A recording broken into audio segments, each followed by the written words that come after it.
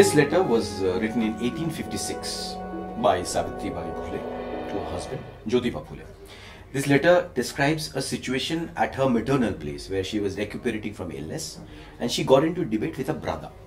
Her brother took exception to the fact that Savitribai Phule, along with her husband, are spreading radicalism and education amongst the untouchables specifically.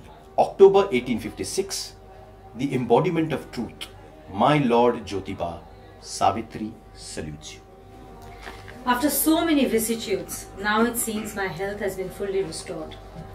My brother worked so hard and nursed me so well through my sickness.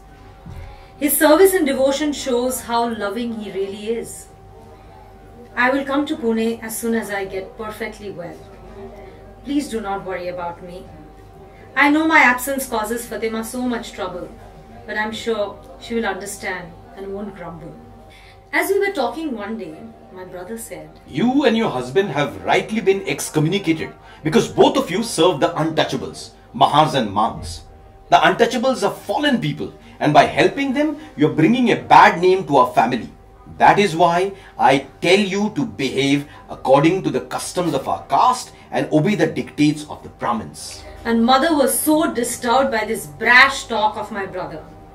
Though my brother is a good soul, he is extremely narrow-minded, and so he did not hesitate to bitterly criticize and reproach us. My mother did not reprimand him, but tried to instead bring him to his senses. God has given you a beautiful tongue, but it is no good to misuse it. So, I defended our social work and tried to dispel his misgivings. I told him, brother, your mind is narrow, and the Brahmin's teachings has made it even worse. Animals like goats and cows are not untouchable to you. You lovingly touch them. You can catch poisonous snakes on the day of the snake festival and feed them milk. But you consider mehers and monks, who are as human as you and I, untouchables? Can you give me any reason for this? When Brahmins perform their religious duties in their holy clothes, they consider you also impure and untouchable. They are afraid that your touch will pollute them. They don't treat you differently than the mehers. When my brother heard this, he turned red in the face. But then he asked me, why do you teach those Mahars and monks? People abuse you because you teach the untouchables. I cannot bear it. When people abuse and create trouble for you for doing that, I cannot tolerate such insults. So I told him what the teaching of English has been doing for the people. I said, the lack of learning is nothing but gross bestiality. It is through the accusation of knowledge that he loses his lower status and achieves the higher one. My husband is a godlike man. He is beyond comparison in this world. Nobody can equal him. He thinks the untouchables must learn and attain freedom.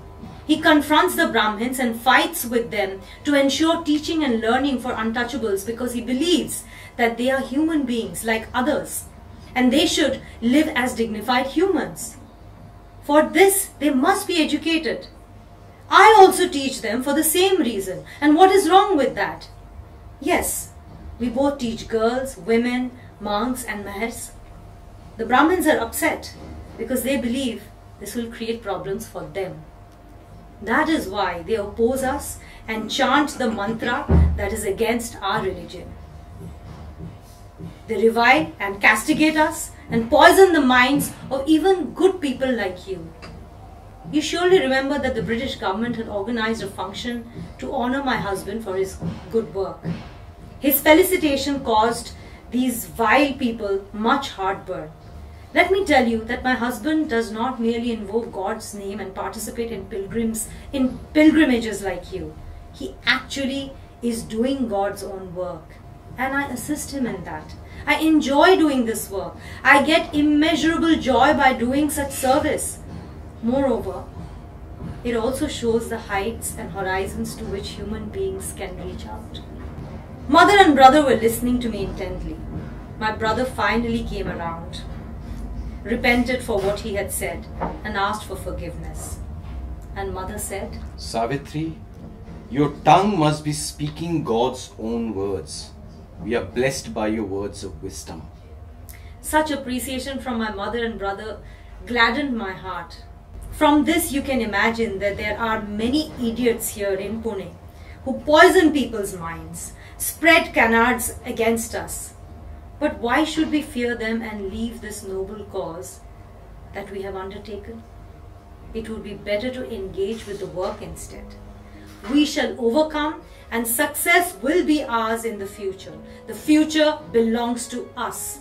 What more could I write? With humble regards, yours, Savitri. This letter was penned in 1868 by Savitribai Phule for her husband, Jyotiba Phule. This letter actually describes a case of an inter-caste love affair in a particular village. A Brahmin boy falls in love with an untouchable girl. The entire village is enraged, outraged, and the consequences would have been despicable, alarming, had Savitribai not jumped in and intervened, citing laws, citing various other issues, and saved those two boys from being completely lynched or bumped off. She sends them to the safe confines of Jyotiba Phule. Given the circumstances that we have today in India, the honor killings that are going on, the hate propaganda, the intolerance in the name of love jihad, if you read this letter or hear this letter, you will realize that at that period in 1868, even when the same situation existed, how Savitribai Phule very progressively alters the reality and creates a situation where people, individuals, could be empowered beyond their identity. So the letter was written on 29th August 1868, Nayagaon, Peta, Khandala, Satara. The embodiment of truth, my Lord Jyotiba, Savitri salutes you. I received your letter. We are fine here. I will come by the 5th of next month. Do not worry on this account. Meanwhile, a strange thing happened here.